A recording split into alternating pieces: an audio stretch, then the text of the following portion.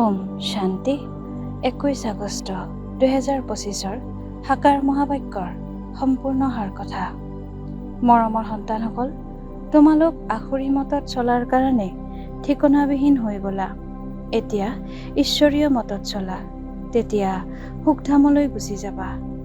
প্ৰশ্ন: সন্তানসকলে পিতাৰ পৰা কোনটো আশা ৰাখিব লাগে, কোনটো নালাগে?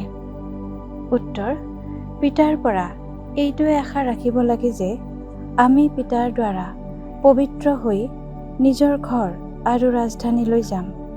বাবাই কয়, সন্তানসকল, মোৰ পৰা এইটো আশা নাৰাখিবা যে অমুক ৰোগগ্ৰস্ত, আশীৰ্বাদ কৰক। ইয়াত কৃপা বা আশীৰ্বাদৰ কথা নাই।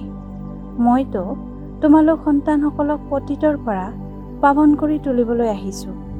এতিয়া মই তোমালোকক এনেকুৱা কৰ্ম শিকাওঁ যাতে বিকৰ্ম নহয়। ধাৰণাৰ বাবে মুখ্য সাৰ: 1. শ্ৰীমতত চলি এতিয়া প্ৰতিটো কৰ্ম শ্ৰেষ্ঠ কৰিব লাগে। কাকো দুখ দিব নালাগে। দৈবী গুণ ধাৰণ কৰিব লাগে।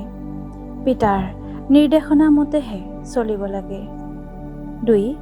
সদায় হৰ্ষিত হৈ থাকিবৰ বাবে স্বদৰ্শন চক্ৰধাৰী হ'ব লাগে। কেতিয়াও লুণীয়া পানী হ'ব নালাগে।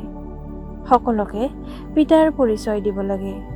বহুত অমায়িক হ'ব লাগে। বৰদান: সন্মান বিচৰাৰ পৰিৱৰ্তে সকলোকে সন্মান দিওঁতা, সদায় নিষ্কাম যোগী হোৱা।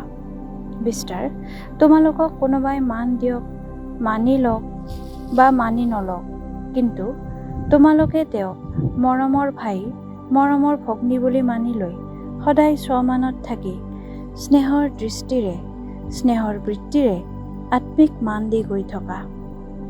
এওঁ মান দিলেহে মই মান দিম, এয়াও হৈছে মাৰ্জিত মগনীয়া বোধ। এই ক্ষেত্ৰত নিষ্কাম যোগী হোৱা। আত্মিক স্নেহৰ বৰ্ষাৰে শত্ৰুকো মিত্ৰ কৰি দিয়া। তোমালোকৰ সন্মুখত কোনোবাই পাথৰো যদি দলিয়ায়, তেতিয়াও তোমালোকে তেওঁক ৰত্ন দিয়া, কিয়নো তোমালোক ৰত্নাকৰ পিতাৰ সন্তান। শ্লোগান: বিশ্বৰ নৱনিৰ্মাণ কৰিবলৈ দুটা শব্দ স্মৃতিত ৰাখা, নিমিত্ত আৰু নম্ৰ। অব্যক্ত সংকেত: সহযোগী হ'বলৈ হ'লে পৰমাত্মা স্নেহৰ অনুভৱী হোৱা। সেৱাত সফলতাৰ মুখ্য সাধন হৈছে ত্যাগ আৰু তপস্যা। এনেকুৱা ত্যাগী আৰু তপস্বী, অৰ্থাৎ সদায় পিতাৰ স্নেহত লীন হৈ থাকি প্ৰেমৰ সাগৰত সমাহিত হৈ জ্ঞান, আনন্দ, সুখ শান্তিৰ সাগৰত সমাহিত হৈ থকাজনকে তপস্বী বুলি কোৱা হ'ব। এনেকুৱা ত্যাগ তপস্যা কৰা সকলেই হৈছে সঁচা সেৱাধাৰী। ওম শান্তি।